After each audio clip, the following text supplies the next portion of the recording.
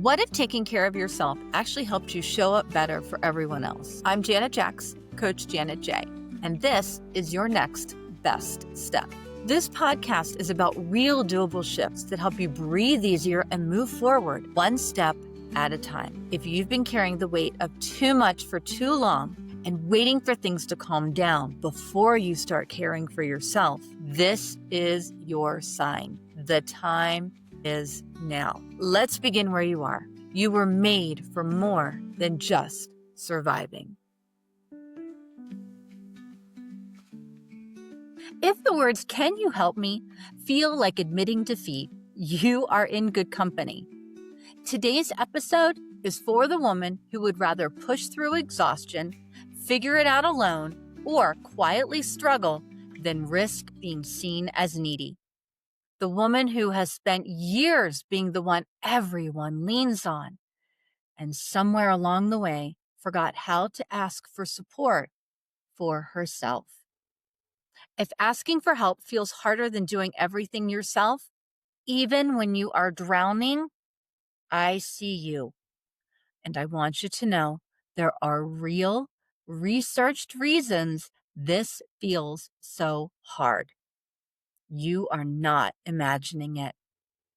So let's talk about why it is so hard, what is really happening beneath the surface, and most importantly, how to take one small, brave step toward letting others in.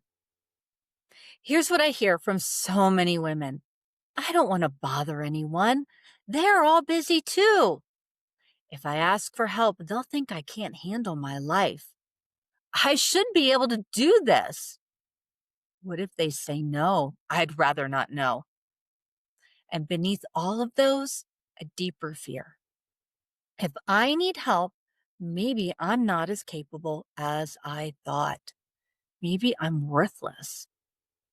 Here's what makes this even more complicated for those of us following Jesus. We have been taught to serve, to give, to be there for others. And somehow that got twisted into believing we should never need anything for ourselves. But here's the truth.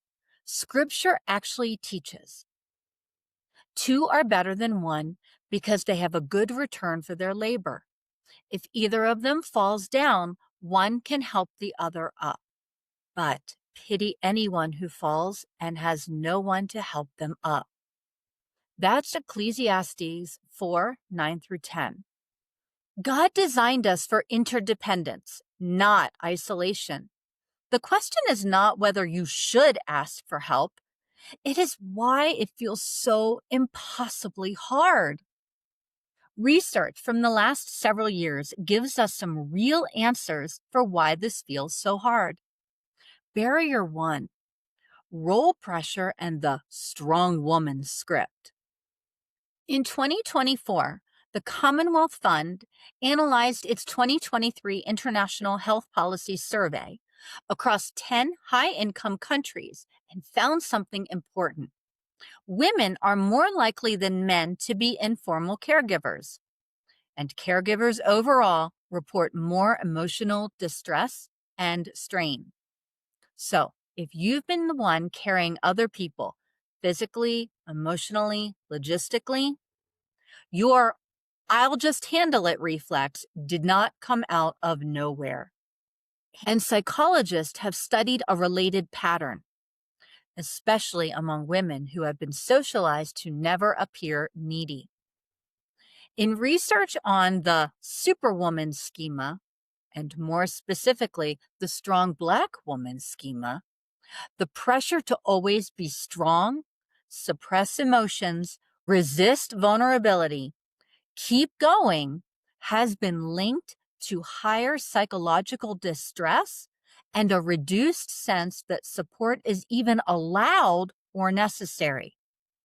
In other words, sometimes what looks like strength on the outside is actually a learned survival strategy that quietly blocks support. Barrier 2, embarrassment, rejection fear, and "I don't want to be a burden." Here is something thought-provoking. Researchers Vanessa Bohns and Francis Flynn found that people often underestimate just how much embarrassment and self-consciousness keeps us from asking for help. The discomfort is real, and it is a bigger barrier than most helpers realize. And then there is the fear of being a burden.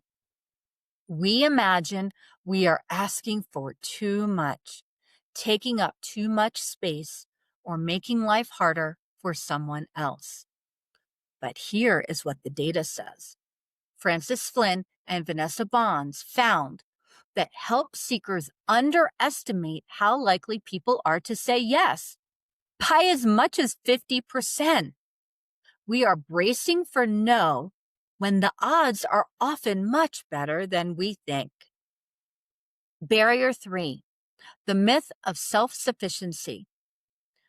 We have been taught that needing help is failing, but the research on isolation is blunt.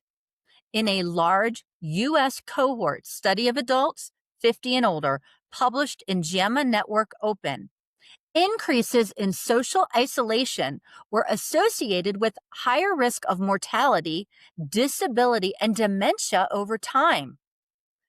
Isolation does not make you stronger. It wears you down. When we refuse to ask for help, it does not just affect one area of our lives. It impacts everything. Mental, there is constant overwhelm, racing thoughts, inability to focus, decision fatigue. Your brain is maxed out trying to figure out how to do everything alone. Emotional resentment builds towards others for not just knowing you need help, and toward yourself for not being superhuman. Loneliness settles in, even when you are surrounded by people, because no one knows what you are actually carrying. Physical, chronic stress from overfunctioning shows up as tension headaches, digestive issues, sleep problems, and a weakened immune system. Your body is literally paying the price for your independence. Spiritual, you start to feel distant from God because you are too exhausted to pray, too overwhelmed to feel His presence. And underneath it all, a quiet question. If God cares, why does everything feel so hard? Here is the hopeful part. When women start receiving real support, practical help, emotional support, shared load, they often report lower stress, better mood, and more capacity surprisingly quickly. Not because life becomes perfect, but because they are not carrying it alone anymore. Now, here is a perspective shift that research supports. When you refuse to ask for help, you are not just hurting yourself. You may be blocking connection. Researchers have found that generosity and helping are tied to increased well-being for the giver, too. One Nature Communications study found a link between practicing generosity and increases in happiness. And a meta-analysis of kindness interventions found that doing kind acts tends to boost the actor's well-being. Small to medium, but real. So, when your friend helps you, watches the kids, runs an errand, listens for 10 minutes, you are not just taking, you are inviting closeness. You are letting someone participate in love in motion. Think about that.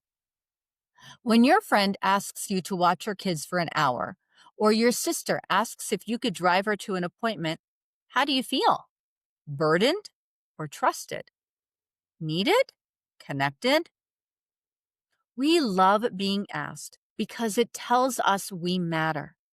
It tells us someone trusts us enough to be vulnerable. When you never ask for help, you are sending an unintended message. I do not need you. I've got this handled. And while that might protect you from feeling vulnerable, it also keeps people at arm's length. Healthy relationships require both giving and receiving. When you only give, you can accidentally keep people at arm's length while still feeling lonely. So, what if we looked at asking for help differently? Consider this: asking for help is actually wisdom in action. You are recognizing that you are human, that you have limits, and that you were never designed to carry everything alone. That is not defeat. That is reality-based living. And there is real courage required here. It takes more bravery to say, I need support, than to pretend you are fine. Think about it. Vulnerability isn't the opposite of strength. It is where genuine connection begins. Here's the stewardship angle that changed my perspective. When you ask for help, you are managing your resources wisely. You are preventing burnout and protecting your health. And you are creating space to actually thrive instead of just survive. That is good stewardship of the body and life God gave you. And biblically speaking, we are commanded to carry each other's burdens. If you never let anyone carry yours, you are blocking the very thing God designed community to do. Asking for help might actually be an act of obedience. Here is your challenge for this week, and I'm keeping it small on purpose because I know how hard this feels. Step 1, identify one specific need, not everything you're carrying, not a vague sense of being overwhelmed. One concrete, manageable thing you need help with. Some examples: could you pick up my prescription when you're at the pharmacy? Would you be willing to listen for 10 minutes while I process something? Can you watch my kids for an hour on Saturday so I can go to the grocery store alone? Would you proof this email before I send it? Could you help me move this furniture this weekend? Step 2, choose a safe person. Not the person who is always too busy, and not the person who makes you feel guilty for asking. Think of someone who has offered help before or that you've helped in the past. They will be more likely to reciprocate. Who has the capacity right now and who you trust not to judge you. Step 3, practice a neutral script. You do not need to explain, apologize, or justify. Try this. Hey, I've realized I've been trying to handle the specific thing alone, and I could use a little help. Would you be willing to? And give a specific ask. That is it. No, I'm sorry to bother you. No, I know you're busy, but no long explanation of why you need it. Just, I could use help with this. Are you available? And here is an important part. Give them permission to say no. If it doesn't work for your schedule, no worries at all. I just wanted to ask. And that matters more than we realize, because a 2024 study in Scientific Reports found that when you give people a clear way to say no, they feel freer in the interaction. Ironically, making an authentic yes more likely. This takes the pressure off them and off you. If they say no, it is about their capacity, not your worth. Let's address this fear head on. What if you ask and they say no? First, remember, no is information, not rejection. It means they cannot help right now, not that you should not have asked. Second, research by Francis Flynn and Vanessa Bohns found that help seekers can underestimate others' willingness to say yes by as much as 50%. We think they will say no when they are actually eager to say yes. But what if they do say no? Ask someone else. This is not about finding the one perfect person who will rescue you. It is about learning to reach out, period. And if multiple people say no, that is data too. Maybe the ask is too big. Maybe the timing is wrong. Or maybe you need to look for support in a different way. But please hear me. One no is not evidence you are a burden. It is evidence that you asked one person who couldn't help at this moment. I know this feels scary. I know it goes against everything you have taught yourself about being strong, capable, and independent. Here is what strength actually looks like. Knowing when you need support and having the courage to ask for it. You are human. You were designed for connection. And asking for help, that's how we practice being human with each other. So this week, just ask for one thing, one small thing from one safe person. And notice what happens, not just for you, but for them too. Notice how it feels to be on the receiving end of someone's care. Notice how it deepens your connection, because here is the truth. Two are better than one. And when you fall, and we all fall, there is no shame in needing someone to help you up. That is wisdom. That is courage. That is being fully alive, and it is your next best step. All right, you've got your next step. Small, doable, and real.